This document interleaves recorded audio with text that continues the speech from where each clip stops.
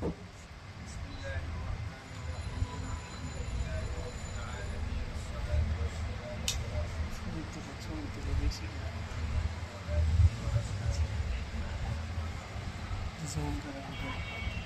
আসলে আলোচনার তো মজলিস না, এখন লম্বা ছেড়ে আলোচনা সময় নাই। আর এই সময় সুযোগ পেলে আমরা শুধু আলোচনার জন্যই করবো। আলোচনা অনেক কিছুই আছে পড়ার, তাকে আমি সংক্ষেপে দিয়ে একটা কথা বলি। এক নম্বর হলো, আল্লাহ পাক আমাদেরকে দুনিয়াতে পাঠানোর আগেই রিজিক নির্দিষ্ট করে রাখছে। এটা হলো আমাদের ঈমানের অংশ। এটা স্পষ্ট কোরআন ও সুন্নাহর দ্বারা এটা স্পষ্ট কথা যে আল্লাহ পাক রিজিক নির্ধারণ করে রাখছেন। আর রিজক মাকসুম, আর রিজিক বলতে শুধু খাওয়ার জিনিস না। রিজিক বলতে যে আমি কতটুকু খাবো এটা বরাদ্দ, বিষয়টা এতটুকু।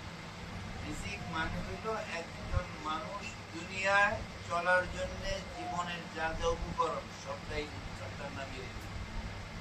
সুতরাং আমার কয় টাকার মালিক আমি দুনিয়ায় হব, কিভাবে দুনিয়ার জীবনযাপন করব, আমার দুনিয়ার চলতে গেলে কি কি আমার ব্যবস্থা হবে, সবটাই আমার নির্দিষ্ট করা আছে। এটা নিয়ে পেরেশানি করার কিছুই নেই। হ্যাঁ, এখন আল্লাহ পাক এই রিজিক বরাদ্দ রিজিকের মধ্যে পরীক্ষা করেন যে আমি তার জন্য যে রিজিকটা বরাদ্দ করছি এটা সে হালাল পন্থায় নিচ্ছে না হারাম পন্থায় নিচ্ছে।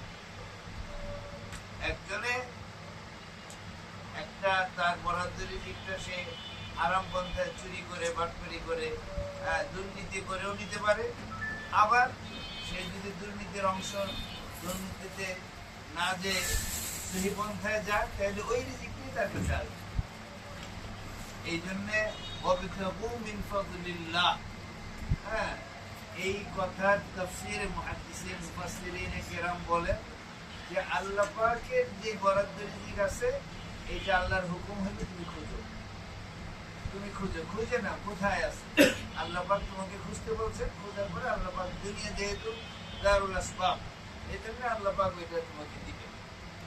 সেইটার অংশ হিসাবে ওয়াবতাগু মিন ফাদলিল্লাহ, এটার অংশ হিসাবে যুগে যুগে আম্বিয়া আলাইহিমুস সালাম থেকে ধরে এখন পর্যন্ত আমরা সবাই রিজিকের সন্ধানে আছি। এমন চিন্তা করার কোনো সুযোগ নাই যে আল্লাহ পাক আমার জন্য বরাদ্দ করেন না, এখন আমি চেষ্টা কইরা কিছু বরাদ্দ বাড়াই নিতেছি। এই চিন্তার কোনো সুযোগ নেই। আমার জন্য যেটা বরাদ্দ আমি ওইটাই পাবো।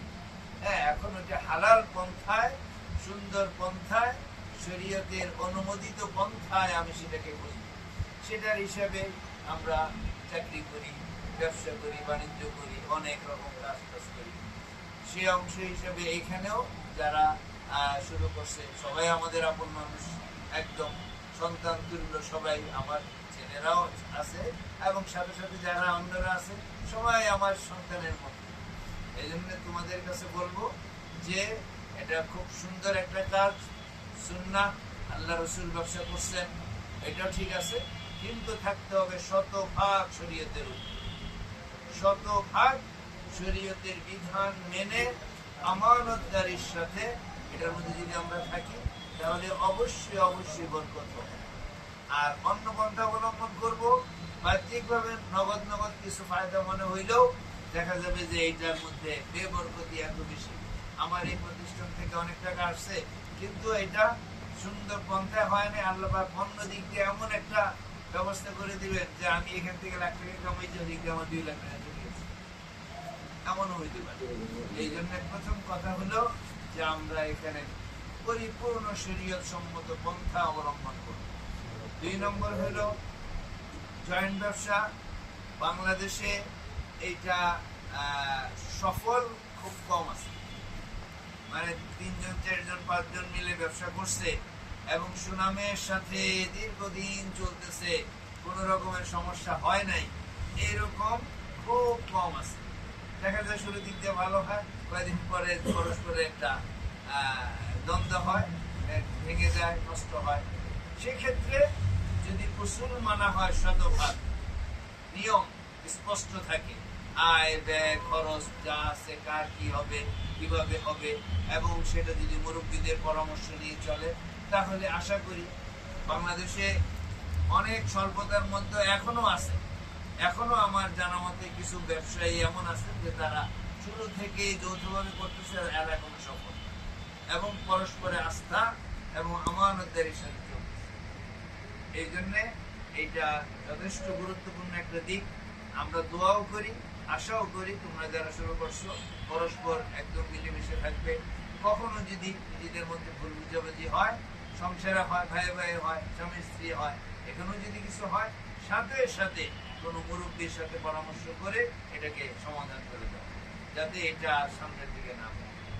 3 নম্বর কথা এবং আমার শেষ কথা, ব্যবসা করতে যে যেন শরীয়তের বিধান ব্যক্তিগত আমলের ক্ষেত্রে কোনো ত্রুটি না হয়। আমি জানি এখানে সবাই, প্রায় সবাই আলেম, আল্লাহ পাক তাদেরকে ইলমে দিন দিয়েছে। হ্যাঁ, এমন যেন না হয় যে আমি ব্যবসা করতেছি, আমার নামাজের খবর নাই, এই মসজিদে জামাত হচ্ছে পাশের মসজিদ, আমি এখানে বসে বসে গল্পগুজব করতেছি, কাজ করতেছি, এমন যেন না হয়। হ্যাঁ, এটা শুরুতেই বললাম, রিজিক যেটা আসার হতে আসবে, কিন্তু আমি আল্লাহ পাকের ফরমাবরদারি থেকে দূরে সরে এসে আমি ওই পন্থা অবলম্বন করলাম, তাহলে তো আমার কি হইল? দুনিয়া একটু সামান্য ফায়দা হইল, কিন্তু আমার পরকাল তো নষ্ট হইল। যে জীবনের শেষ নাই, ওই জীবনকে নষ্ট করে এই ক্ষণস্থায়ী সামান্য একটা জীবনের জন্য আমি কাজ করতেছি, এটা কোনো অবস্থাতেই কাম্য না। বিশেষ করে তোমাদের মতো আলেমদের জন্য এটা কোনো অবস্থাতেই মুনাসিব হবে না। আমরা আশা করি, দোয়া করি তোমাদের এই প্রতিষ্ঠান বাংলাদেশে একটা মডেল হোক, একটা আদর্শ হোক। সবাই দেখো যে এরা কয়েকজন আলেম নবীন একটা প্রতিষ্ঠান করছে, এটা দেখে শিখার মতো কিছু এখানে থাকবে। সবাই এটা দেখে দেখে, হ্যাঁ এইভাবেই ব্যবসা করলে এইভাবেই করতে হয়, দুনিয়াও হয়েছে, আখেরাতও ঠিক আছে, এইভাবে ব্যবসা হচ্ছে। আমরা এইটা আশা করি, দোয়া করি। ইনশাআল্লাহ মাঝে মাঝে আসবো, মুরব্বীদেরকে তোমরাও ডাকবা, ডেকে এসে আপনারা দোয়া করে যাবেন। আল্লাহ পাক আমাদেরকে